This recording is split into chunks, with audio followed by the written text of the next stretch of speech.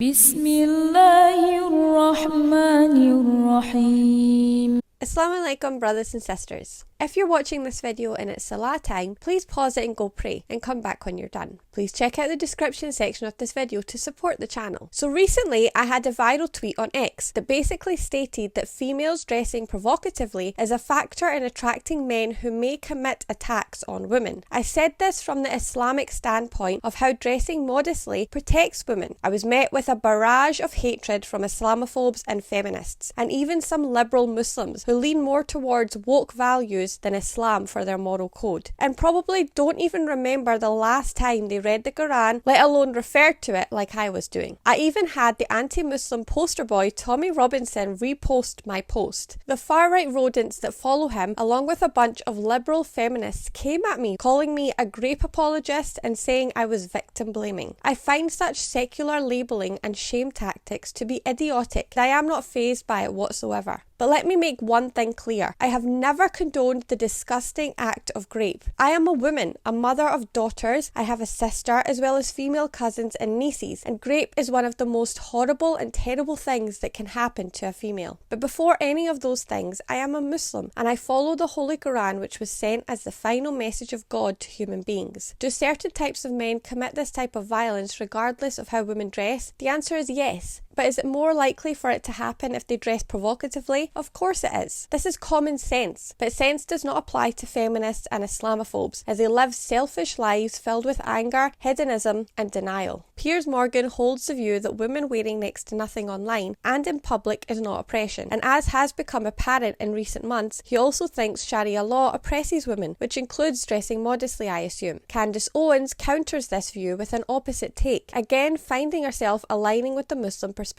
Let's roll the clip. She's in a bikini on holiday under a rain shower, looking extraordinarily beautiful. She's just turned 50. Why can't a woman of that age actually show off her beautiful body in a nice bikini like that? Oh, I know what Sharia law wants. Why do so many women become Muslim these days? Because they want to be oppressed. Is that what you're going to tell me? No. Why do so many Because they want to be oppressed? Women in the world become Muslim these days? You tell me. As we point the finger and pretend that men are the perverts. Me too error. Time's up. Oh my gosh, I'm so scared. It is so clearly evident everywhere that you look in society that it's actually us. We have become the sexual aggressors. This is the long result of the women's movement. We're suddenly telling women that domesticity was wrong, that they needed to pursue their sexual freedom. Every time I open the internet, I am actually shocked. This is not a woman that is free. She is a pervert. If a man did this, he'd probably be put into prison. But because she's a woman, people are pretending that this is okay. Women are virtually showing up into male spaces half naked and then complaining that they're the victims. Why are you looking at me? I know I'm halfway naked. I'm just here to get a workout. My boobs are out, and now I'm just painting my body blue, and I'm getting close to you. What an absolute creep this woman is. She shouldn't even be around children, yet alone men. One of the great purveyors of modern feminism. Yes, Emily Ratajkowski. I don't know what she has done in society other than be naked. Insisting on her nudity, writing a book and convincing us that men are looking at her, making her a sexual object. In what setting would you say, no, actually, this outfit is appropriate? I'm walking down the street wearing a bra and underwear, and this is totally fine because I'm headed to my sister's birthday dinner. Nowhere, absolutely nowhere. This is perverted.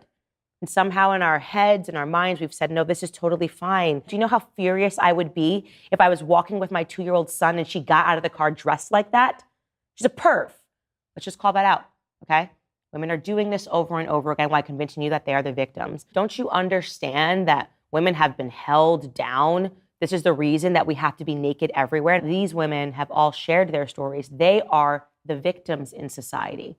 That is why they continue to act like pervs. The fact that some of these women are mothers, shame on you. From the clip you saw, Candace isn't addressing Piers directly. However, she is challenging what people like him and general Western society believe in regards to women dressing provocatively versus modestly. And what is surprising is that Candace is Catholic and Piers is of Catholic descent. However, Piers represents the majority modern Christian stance of encouraging women to dress like sex workers, whereas Candace is speaking as if she is echoing perpetuating the age-old and modern Muslim stance that women dressing provocatively is true oppression. This is yet another example of how Christians are simply betraying their scriptures. In all honesty, they should be following Candace's example and not conforming to atheists yet again. And in answer to Piers' question, this is why millions of Western women are flocking to Islam, because we never bend or change our timeless rules, guidelines and outlook. I can't take online anti-Muslims serious. Most of them are powerless, hiding behind anonymous profiles spamming Muslim content like they have nothing better to do with their lives. It's a pathetic way to live, and no matter how much hatred they spew, I will never leave Islam due to a person who conducts themselves in that way. What's the alternative? Be like you? No thanks. Islamophobes who love to desperately use any opportunity to generalise all Muslim men as perpetrators of sex crimes should take a good look at their addiction to pornography, nightclub STD spreading culture, dating app degeneracy, celebration of sodomy and gender confusion, and the history of repeated General Jimmy Savile and Harvey Weinstein type of behaviour in their societies, before they try to label any other ethnic or religious group as being deviant, all of which is illegal in Muslim countries that practice Sharia law, by the way. And to the liberals and feminists who like to throw shade at Muslim women for celebrating dressing modestly, I agree with Candace when she said, women who dress like prostitutes in their day-to-day lives should not be around children. In my opinion, they will ruin a young boy's innocence and are terrible examples to young girls of how decent, God-fearing women should carry themselves. The real victim blamers and grape apologists are the liberals and right-wingers that encourage women to conduct themselves in a shameful, lustful and perverted manner online. It's ungodly, trashy and cringe. Being accountable to Allah subhanahu wa ta'ala and taking extra precautions in protecting one's modesty, as well as encouraging others to do so, is not victim blaming. It is my freedom of religion. However, walking around half naked for an ego boost or for a sense of self-worth through the approval of men is insecure and desperate. Wearing a hijab or niqab to save myself from my husband, as well as to protect myself from degenerate, deviant men, is not being a grape apologist. It is in fact a show of class, maturity and dignity. Whereas encouraging women to dress like tramps to get intoxicated at late hours of the night in seedy nightclubs and allowing them to go to the homes of strange men they just met to have one-night stands sounds like what a real grape apologist would do. Thank you for watching. Make sure to join my free Telegram group via the link in the description, where we as Muslims can speak freely and without censorship about issues like this, and in order to guide and support each other in our deen. Or if you have more serious personal issues you need help with, please feel free to book a call with me. And remember to like, subscribe and become a channel member for access to exclusive content. Until next time, inshallah, Jazakallah khair.